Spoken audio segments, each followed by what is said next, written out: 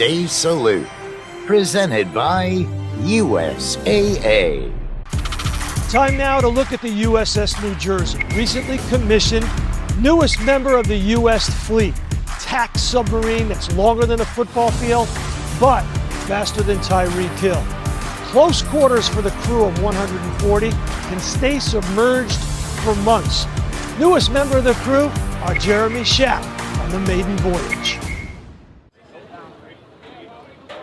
If you've ever wondered what it's like to spend time on a nuclear submarine, well, we are about to find out. This is the maiden voyage of the USS New Jersey, a Virginia-class nuclear attack sub. Pilot, prepare to dive. Prepare to dive, Pilot I. Co-pilot, Overland MC, prepare to dive. Prepare to dive. Dive. Dive.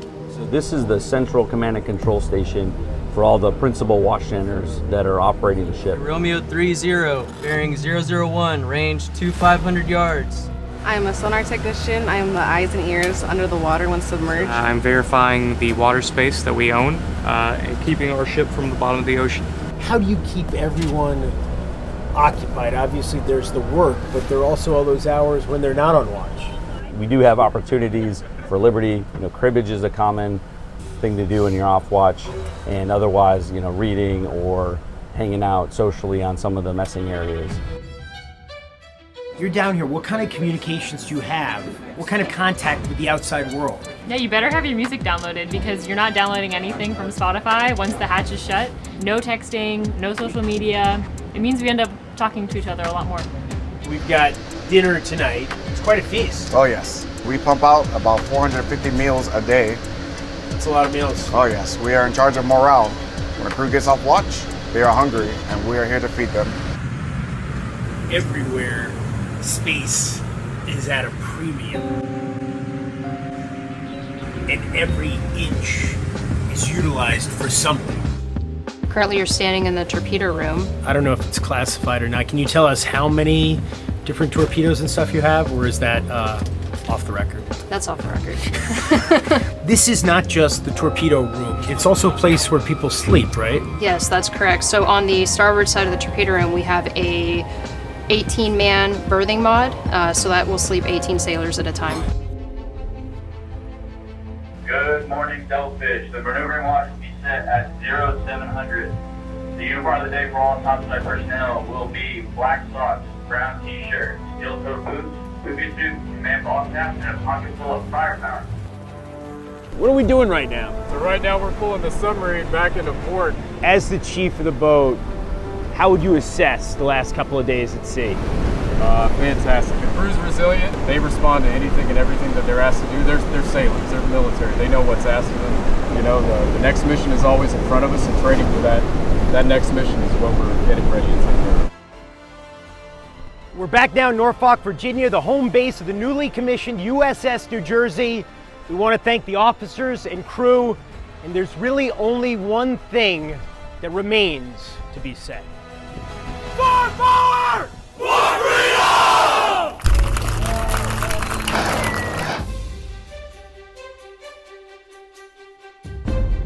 Getting your dolphin starts the day that you show up on board your first submarine. It requires you to know about all systems on board. We're trusting not just that people are going to do the right thing, we're going to trust that they aren't going to do the wrong thing. It's a contained environment in the middle of who knows where. Seeing the dolphins on someone's patch, I know I can trust them with my life. It's the ultimate vote of confidence from your chain of command to keep them safe on board a submarine. Anyone who knows what dolphins are is going to understand the grind and work that you had to go through to get them. The feeling of, oh my gosh, I'm gonna crack under pressure, I'm not gonna make it.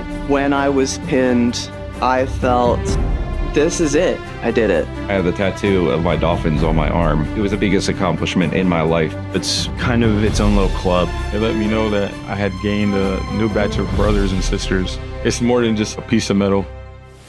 The USS New Jersey is the first submarine designed for both men and women. This comes 14 years after women were allowed to serve on submarines. Now more than 700 women serve on submarines. Jeremy Schaap sat down with two of the women who serve on the USS New Jersey. So what is different about the New Jersey with female crew? We're prioritizing our sailors rather than their genders. If we can have males and females acting like adults, sleeping in the same berthings, using the same toilets and showers without there being incidents, then maybe we don't need to go through all of the extra special stuff that they've done. So this is really a model for the submarine force going forward. The fewer barriers, the better. You gain respect by demonstrating knowledge, and that's why we're able to treat each other equally. What's it been like? I think what I got to witness was so unique. To watch a crew of sailors, a third of whom had never been to sea before, be able to accomplish a feat as risky and challenging as taking the submarine hundreds of feet below the surface to make sure that we can safely emerge at the end. Yeah, see, nobody told us it was risky. Like, we just came here. We had no idea. Why did you want to be a submariner? We're showing that females belong on submarines. I'm doing something for other people to show that they can do it too. Their kids can do this, and that makes it amazing. I wanted to be a submariner because when I visited one, I met some of the weirdest people I'd ever met. And so I knew that I'd be signing up for an adventure. Are submariners weird? Oh, we are as weird as it gets, I promise you. You've got your people that play fantasy football. Now imagine that you've got another group of people that's like role-playing their fantasy football teams, and they're putting on the costumes, and you're like, oh, what are you guys doing over there? We're the next step beyond that group, okay? You're the craziest of the crazies. Yeah, absolutely. You concur. When do you think we're going to see a woman commanding officer on a sub? Any day now. Any day, yeah, absolutely. It's absolutely going to happen.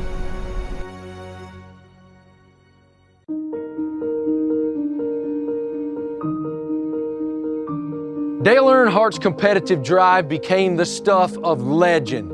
And even now, more than 20 years after his passing, the Intimidator's spirit reaches across the globe and even thousands of feet below the sea. His namesake and my dear friend, Dale Earnhardt Jr., explains how.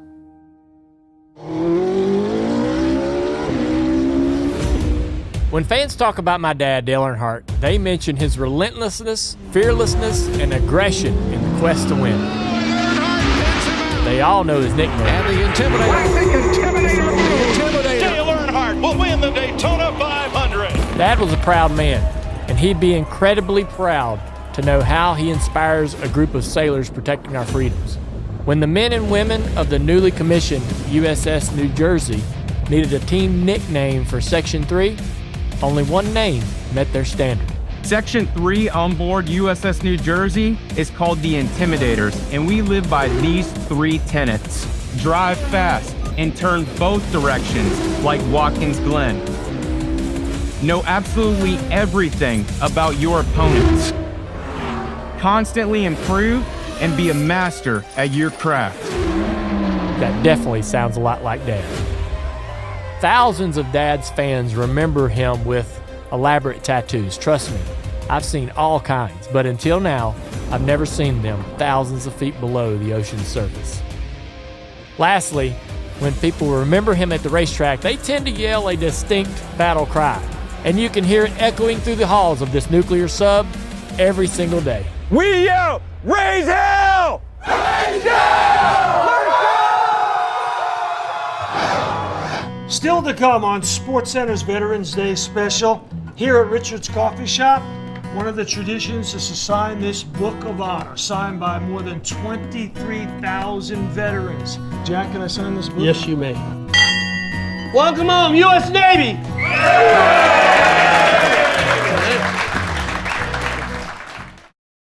Welcome back to this Veterans Day Salute, presented by USAA.